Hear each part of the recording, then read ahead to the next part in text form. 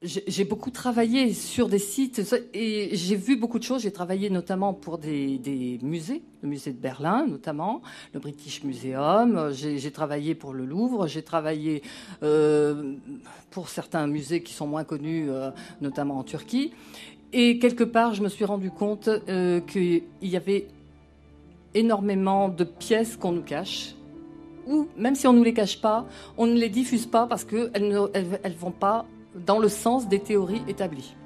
Et quelque part, je me suis dit, c'est quand même incroyable qu'il y ait des théories qui soient établies et que ces ou partent, parce que souvent c'est le cas, ou certaines pièces qui ne rentrent pas dans ce cadre-là, soient complètement mis à l'écart, cachés au grand public pour la plupart du temps. L'histoire, pour moi, c'est un petit peu comme un puzzle. Vous voyez, vous avez votre puce devant vous et vous avez des tas de pièces. Alors, elles sont complètement dans le désordre.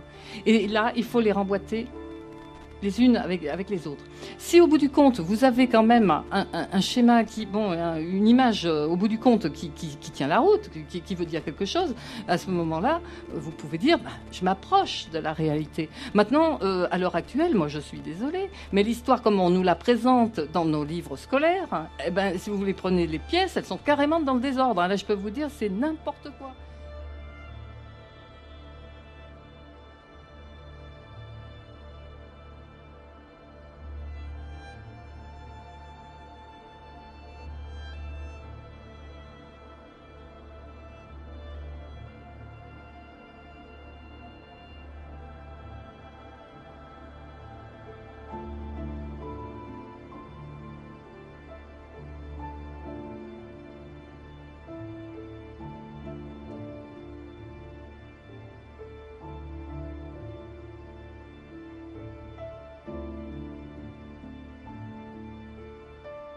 Certaines preuves, on va dire, certains faits qui sont plus ou moins établis, mais j'apporte toujours des références.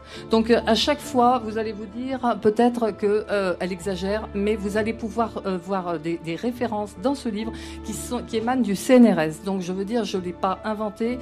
C'est vraiment, j'ai eu la chance d'avoir des collègues du CNRS qui m'ont beaucoup aidé et qui vont apporter des preuves dans le sens que j'avance.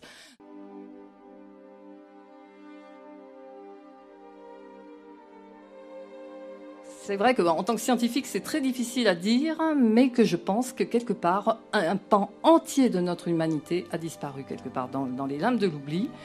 Et je pense que soit il y a eu une civilisation extrêmement avancée qui a été à la source de toutes ces choses dont on va parler, ou à l'inverse, que peut-être une civilisation brillante, technologiquement avancée, aurait pu venir des étoiles, c'est-à-dire venir d'une autre planète.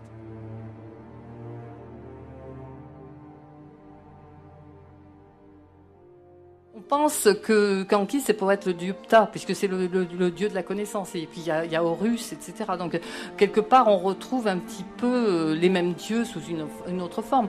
Mais même, vous allez, même les Celtes, on va retrouver exactement, finalement, la même chose. Hein. On va retrouver les géants, etc. On va retrouver beaucoup de choses qui sont liées à ça, si vous voulez. Mais maintenant, dire qu'ils ont vraiment existé en tant que tels, c'est difficile à difficile. Bon, je peux pas ni dire oui ni dire non, mais il est certain que il y a eu quelque chose à la base, et notamment un conflit.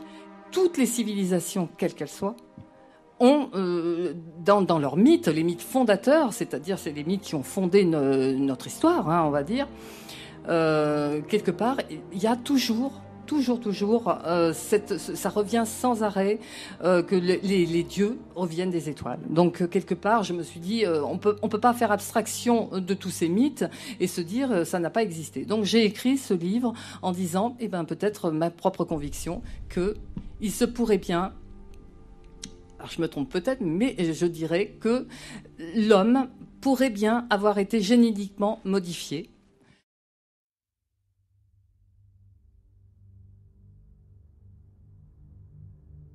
Je ne sais pas si vous savez, par exemple, les travaux de Zecharia Sitchin ont été censurés pendant très longtemps.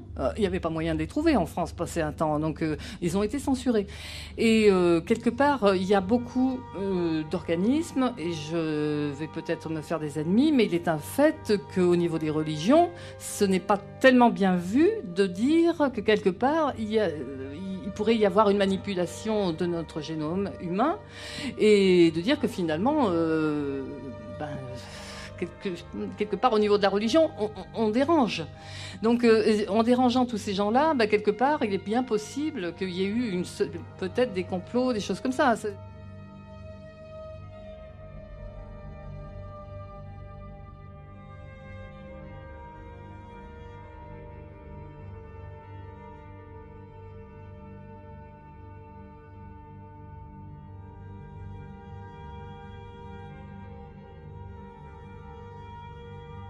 Mais il est un fait qu'on comprend très très bien que cette guerre, ça a été quelque part un prétexte. Oui. Il y a eu un prétexte pour arriver en Irak, pour très certainement de toute façon, il y a eu, et il y a toujours, énormément de disparitions, non seulement de tablettes, mais d'objets archéologiques qui ont été brisés, qui ont été emportés, qui ont été achetés par des collectionneurs privés. Ça a été quelque part un petit peu une hémorragie.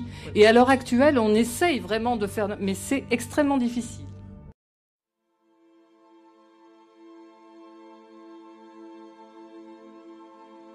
On sait que l'homme, en tant qu'homme, en tant qu'hominien, l'Homo erectus, Homo ergaster, ont 2,4 millions d'années. Donc c'est énorme, si on comprend bien, parce que bon, c'est vrai qu'il y a eu d'autres hominiens, mais l'homme en lui-même, parce que d'ailleurs Homo erectus, c'est l'homme debout, à 2,4 millions d'années. Donc ça, on en est sûr. Maintenant, comment il a évolué?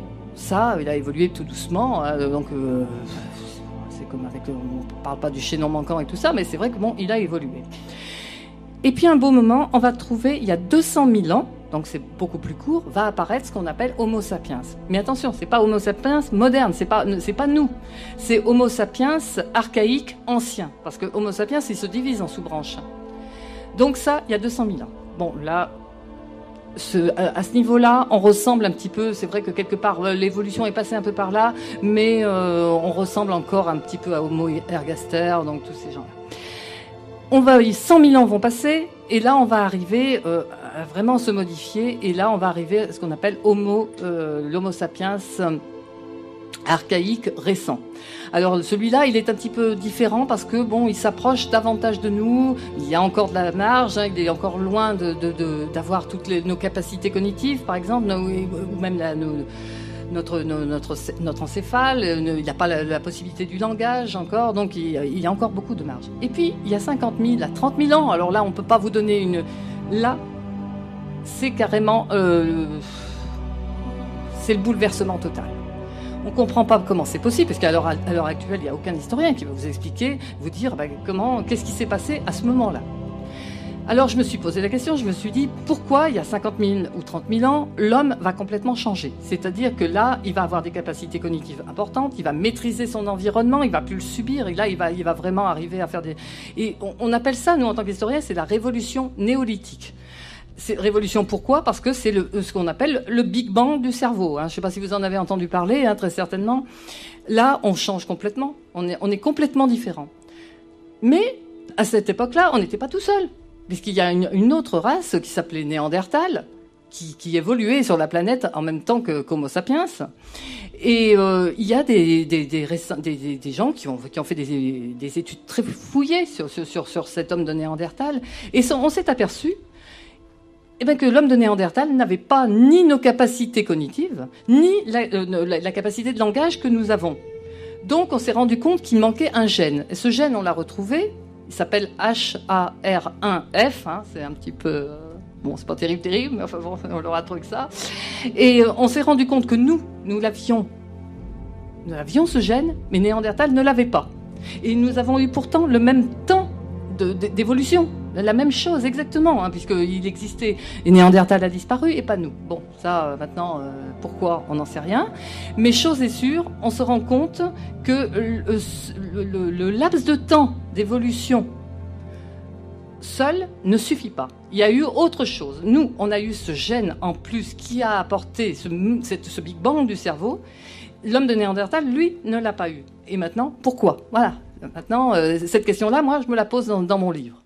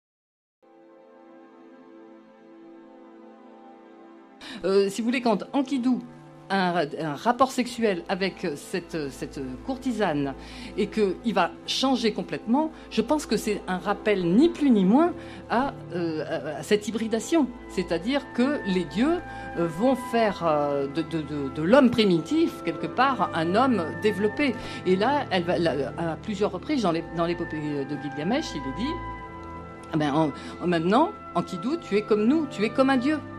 C'est-à-dire qu'au moment où il va avoir ce rapport avec cette courtisane, il va devenir comme un dieu. C'est-à-dire qu'il va devenir exactement comme les dieux. Il va avoir la même compréhension, la même intelligence, les mêmes capacités cognitives, la même peau, la même expression.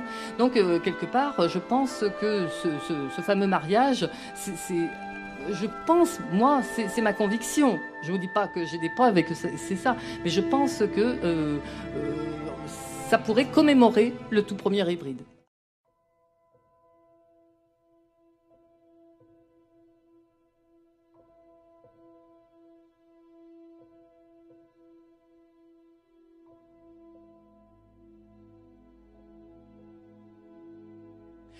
Alors, pour le situer, ce temple, il se trouve en Anatolie et il a environ 12 000 ans. Il est daté de 12 000 ans. Mais disons qu'à l'heure actuelle, il n'y a que 4 enceintes qui soient sorties de terre, hein, et il y a environ 12 enceintes qui sont encore sous terre. Et ces enceintes-là sont bien plus anciennes et elles auraient environ 15 000 ans. Donc c'est un temple extrêmement vieux qui a modifié absolument tous nos schémas de pensée en tant qu'historien. Alors moi, par rapport aux travaux que j'ai menés, moi je serais plus partant, je dis honnêtement, pour une manipulation génétique. Parce que ça s'est fait trop soudainement. Si vous voulez... quand on prend le temple de Göbekli Tepe, c'est absolument incroyable ce temple. Parce que, si vous voulez, il est né de nulle part. Mais vraiment de nulle part. Il est apparu. Et même sur le site, si vous voulez, quand on creuse sur un site, on retrouve toujours, mais toujours, on retrouve des foyers et des ustensiles de vie des ouvriers qui l'ont construit. Or là, ce n'est absolument pas, c'est pas du tout le cas. On n'a rien retrouvé sur le site ni de foyer, ni en ustensiles, rien. Donc, on a retrouvé des couteaux en obsidienne qui ont été taillés plus ou moins. On a retrouvé ça, mais c'est tout. Et ça, c'est déjà hautement improbable. Bon, alors déjà, ça, on ne comprend pas, mais de toute façon, ça reste un mystère. De toute façon, pour les académiciens, c'est ça, c'est un mystère, et puis on n'en parle plus. Et moi, ça m'énerve, parce que je me dis, c'est pas possible, il faudrait peut-être chercher à comprendre. Et donc, il y a eu ça, effectivement. Et puis, d'un autre côté, le fouilleur, à l'heure actuelle, hein, ça s'appelle un fouilleur, c'est un peu bizarre comme nom, mais c'est comme ça. Il pense, et je pense que beaucoup d'archéologues le pensent aussi, il aurait fallu au moins 500 ouvriers sur place pour pouvoir construire ce temple. Alors, il faut vous remettre dans le contexte de l'époque. Dans le contexte de l'époque, 500 personnes sur place pendant des années, c'est matériellement impossible. Pourquoi ? Parce que à cette époque-là, on est le tout début d'une époque qu'on appelle l'époque du Natoufien. C'est-à-dire, c'est une époque de chasseurs-cueilleurs. Et ces chasseurs-cueilleurs ne pouvaient jamais rester plus de 6 mois à un seul endroit, sinon c'était la disette assurée. Parce que comme ils n'avaient pas engrangé de nourriture, ils vivaient que de chasse, de petites cueillettes, etc. Vous imaginez tout un monde, là, 500 personnes au même endroit, mais au bout de 2 mois, ils n'avaient plus rien à becter, les pauvres. Hein, là, c'est clair. Hein. Donc déjà, c'est pas possible. Ces chasseurs-cueilleurs, en plus, faut dire qu'ils avaient quand même un langage, je dirais, il y avait déjà un langage, mais quand même relativement primaire.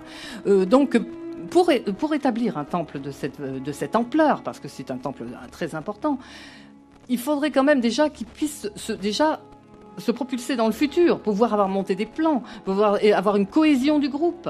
Alors des chasseurs-cueilleurs qui sont des bandes souvent rivales, qui se baladent d'un coin à l'autre de la planète, il faudrait que les 500 puissent arriver à se connecter entre eux, à se comprendre, parce qu'ils ne parlaient souvent même pas les mêmes langages, à se comprendre, parce que c'est un minimum. Et donc déjà quelque part, ce temple-là, c'est un temple, c'est presque un miracle.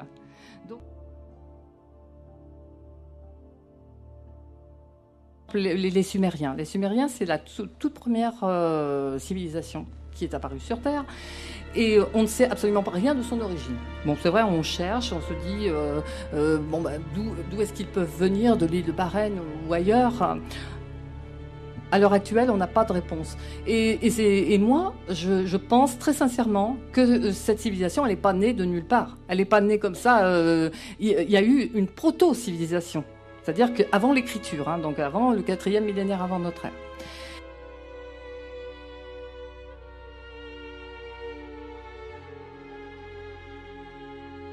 Au 2e millénaire avant Jésus-Christ, très certainement. Hein. Puis de toute façon, il y a eu une coupure, je ne sais pas si vous connaissez la dynastie des rois sumériens, babyloniens, etc. Il y a toute une dynastie, et à un moment donné, je ne sais pas si vous avez eu l'occasion de le voir, mais il y a vraiment une coupure. Et à ce moment-là, il y a un blanc dans l'histoire, et je pense que ça... Et le plus fort, c'est que ça correspond, ce blanc, justement, à cette période-là, donc à cet impact météorite. Hein, voilà. Donc maintenant, ça reste encore à vérifier parce que ça, c'est tout nouveau dans mes recherches. Donc là, j'ai encore besoin d'aller un petit peu plus loin.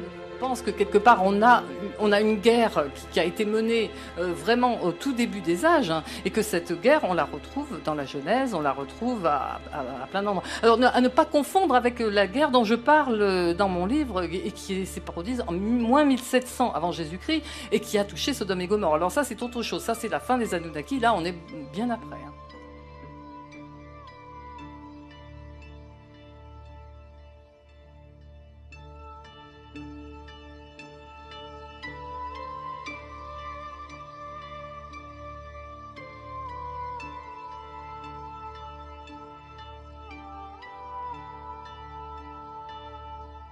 Il y a eu des gens, ou des visiteurs, on va dire, ou des extraterrestres, allez, on va dire le mot, hein, qui auraient pu incarner ces gens-là. Oui, moi je pense qu'au tout au début, il y a eu des guerres fratricides, et d'ailleurs ces guerres fratricides, on va les retrouver dans la Bible.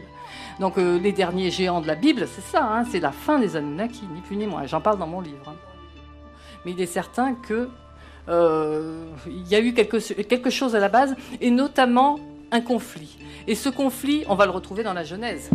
Ce conflit, on va le retrouver, si vous voulez, dans la Genèse. Qu'est-ce qu'il y a? C'est vrai que quelque part, on a un Dieu, hein, et même pas un Dieu, mais il faut se rappeler que c'est Elohim, et Elohim, c'est le pluriel du Dieu, hein, Eloah. Hein, donc, et c'est Dieu, puisque alors, on va le mettre au pluriel, c'est Dieu. Ils ont fabriqué, soi-disant, un homme, une femme. Il y a un serpent qui arrive, là, on ne sait pas trop d'où. Il y a un arbre. Quelque part, tout ça, on va le retrouver à Sumer. Hein.